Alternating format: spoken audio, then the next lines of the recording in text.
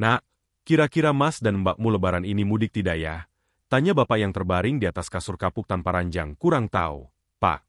Kemarin aku sempat menghubungi mereka lewat WhatsApp. Katanya diusahakan untuk mudik tahun ini. Tapi mereka juga bilang, itu pun kalau tidak ada kerjaan lembur dan acara di luar. Jelasku sambil memijat kaki bapak, semoga lebaran nanti semua anak-anak bapak bisa berkumpul semua.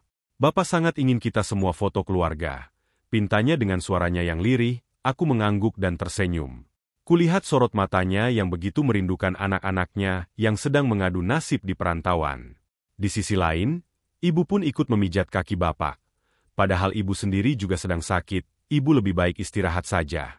Biar aku yang menyiapkan makanan untuk berbuka. Ucapku ketika ibu hendak beranjak ke dapur, maafkan ibu ya.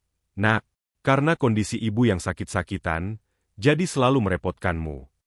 Ibu menghapus bulir bening yang ada di sudut matanya. Ibu ini bicara apa sih? Mana ada orang tua merepotkan anaknya?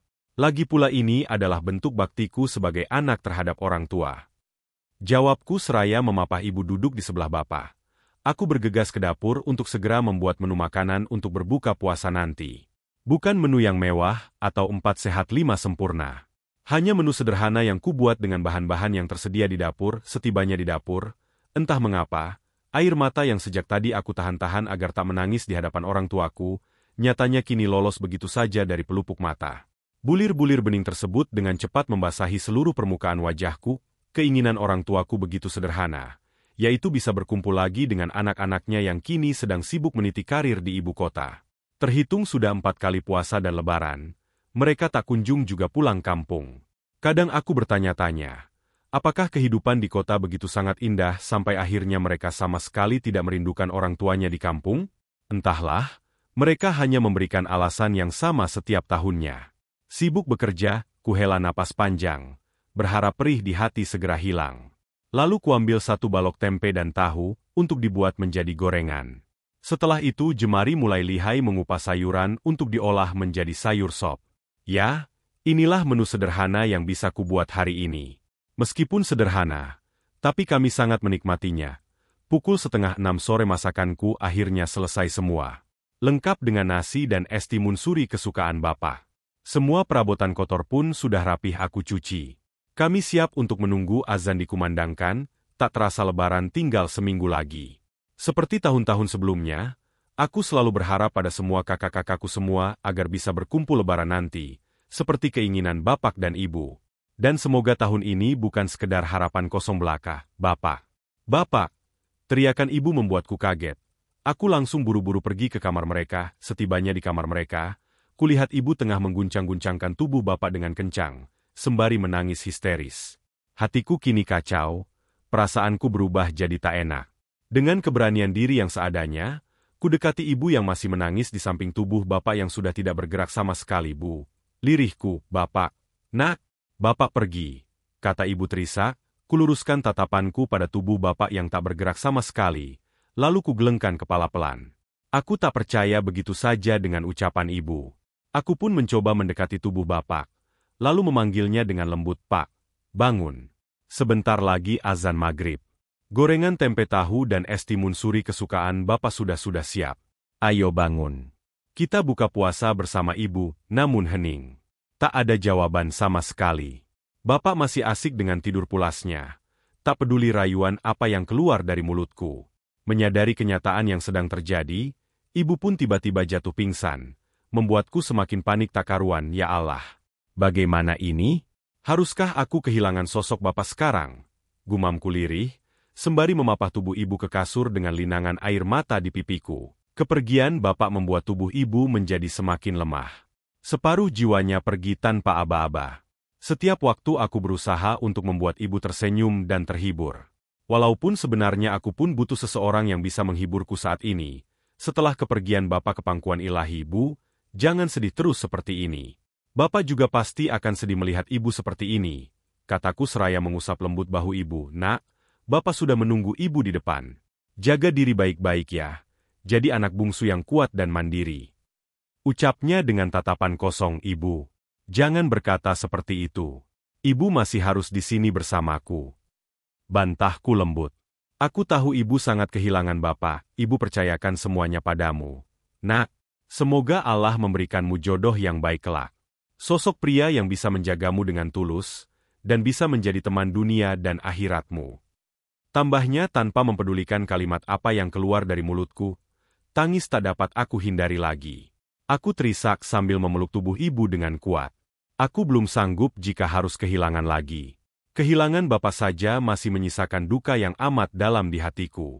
Jika ditambah kehilangan ibu, kurasa hidupku akan benar-benar hancur dari kejadian ini. Aku jadi sangat membenci kakak-kakakku. Mereka semua begitu tega mengabaikan perasaan orang tua mereka sendiri. Padahal selama ini bapak dan ibu sudah susah payah banting tulang demi memenuhi hidup mereka semua.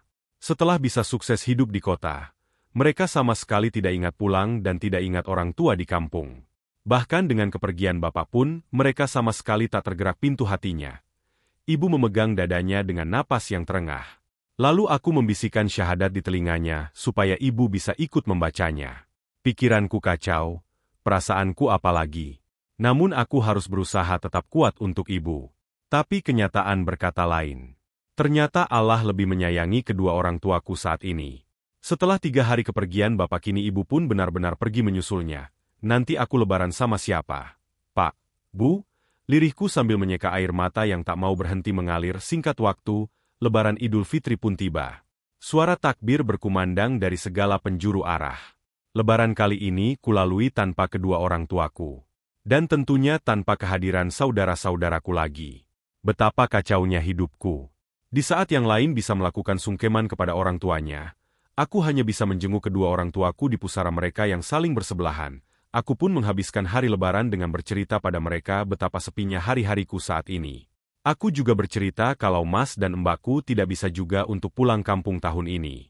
Bahkan saat aku mengabari berita kepergian bapak dan ibu, nomorku sepertinya sudah diblokir oleh mereka semua. Sampai saat ini mereka semua belum tahu kalau bapak dan ibu sudah tidak ada di dunia lagi. Apakah mereka nanti akan menangisi setelah tahu bahwa bapak dan ibu sudah tak ada lagi?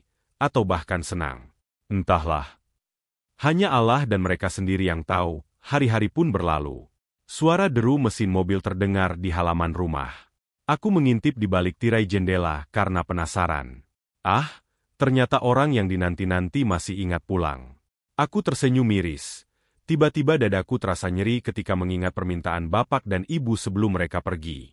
Di saat-saat terakhirnya mereka hanya ingin berkumpul dengan anak-anaknya. Assalamualaikum. Sapa mereka dari luar pintu. Waalaikumsalam. Jawabku, kok rumah terasa sepi sekali? Pada kemana orang-orang? Tanya Mas Naufal. Iya loh. Tumben-tumbenan. Bapak dan ibu kemana? Biasanya mereka yang paling antusias kalau kami pulang kampung. Tanya Mbak Nurul, aku bawakan bapak dan ibu oleh-oleh nih dari kota. Aku yakin mereka pasti suka. Ucap Mas Rido antusias, hati semakin miris mendengar satu persatu kalimat yang terlontar dari mereka. Tak kujawab satu pun pertanyaan dari mereka. Hanya kupandangi wajah mereka bergantian, lalu memilih masuk ke dalam kamar. Wah, di mana sopan santunnya si bungsu ini? Ditanya kok malah nyelonong ke kamar? Di mana ibu dan bapak? Bentak Mas Naufal. Iya. Padahal selama ini dia yang selalu memaksa kita untuk pulang kampung. Tukas Mbak Nurul, bapak sama ibu di mana? Dek?